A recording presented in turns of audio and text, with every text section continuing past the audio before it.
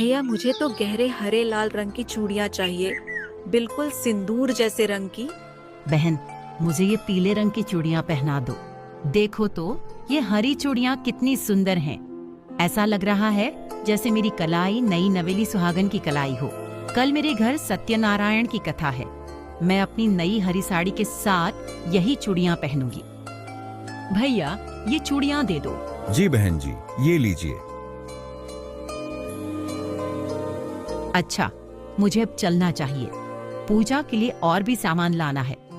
बहनों, कल मेरे घर सत्यनारायण की कथा में जरूर आना। तुम दोनों भी अपने परिवार के साथ कथा में जरूर आना। अरे नहीं बहन, हमें तो स्वयं साक्षात सत्यनारायण यानी सच्चे परमात्मा मिल गए हैं। अब हमें किसी कथा की जरूरत नहीं। ये तुम क्या कह रही हो? वही कह रही हूँ जो आप सुन रही हैं। हमें स्वयं साक्षात सत्यनारायण प्राप्त हो गए हैं। वो इस समय भी काशी में मौजूद हैं। आंखें खोलो और पहचान लो उस परमपिता को। इन कथाओं के कहने सुनने से कोई लाभ नहीं। ये तुम क्या कह रही हो?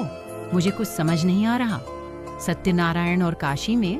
बहन जी, काशी में स्वयं सत्यनारायण यानी पूर्ण ब्रह्म परमात्मा कबीर साहिब जी आए हुए हैं। हमने उन्हीं से नाम दीक्षा ले रखी है।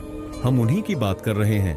वो काशी के लहरतारा तालाब पर सह शरीर प्रकट हुए वास्तविक सत्यनारायण हैं। अच्छा, वो काशी वाला ढानक नीरू का पुत्र जुलाहा कबीर? जी हाँ, वही कबीर। वो खुद पूर्ण परमात्मा हैं, खुद को छुपाए हुए हैं और जुलाहा रूप में तो सिर्फ लीला कर रहे हैं। अरे जाओ जाओ, किसी और को मूर्ख बनाओ। तुम्हारा दिमाग खराब हो गया है? कैसी बहकी बहकी बात कर रहे हो? एक साधारण सा जुलाहा तुम्हें भगवान दिखाई दे रहा है? अरे कुछ तो सोच समझ के बोलो। वो ढानक कब से भगवान बन गया? भगवान किसी के बनाने से नहीं बनता। भगवान तो भगवान ही होता है। और जिससे आप साधारण जुलाहा समझ रही हैं, वो ढानक असंख्य ब्रह्मांडों को बुनने वाला पूर्ण ब्रह्म कबीर है। हम सबको तत्व ज्ञान समझाकर पूर्ण मोक्ष प्राप्त कराने के लिए पृथ्वी पर आकर जुलाहे के रूप में लीला कर रहे हैं। कुछ भी कहो बहन, कोई कपड़ा बुनने से भगवान नहीं बन जाता। भगवान तो सर्वशक्तिमान होता है, सब कुछ कर सकता है। और वो जुलाहा भला क्या कर सकता है?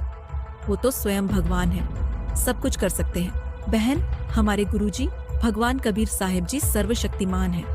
और अपने ज्ञान नेत्र खोल के देखो तो उनकी समर्थता के अनेकों प्रमाण प्रत्यक्ष सामने दिखाई देंगे। ये तो सभी जानते हैं कि दिल्ली के बादशाह सिकंदर लोधी का जलन का रोग कहीं भी किसी से भी ठीक नहीं हो रहा था। वो हमारे गुरुजी ने आशीर्वाद मात्र से ठीक कर दिया।